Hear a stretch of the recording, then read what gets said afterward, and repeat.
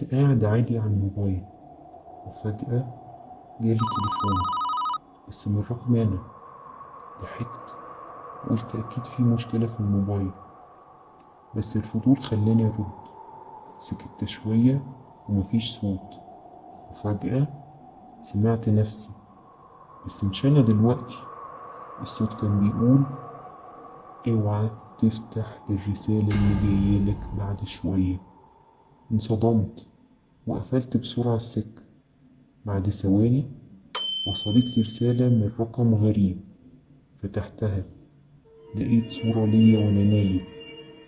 رفعت عيني بسرعة ناحية الأوضة، وكان في حد واقف بيبصلي. الموبايل رن تاني، نفس الرقم، رقمي أنا. المرة دي رديت، والصوت قال: أنا حاولت أحذرك، بس أنت شفتني خلاص. والنور قطع. موبايلك رن من رقمك دلوقتي، هترد؟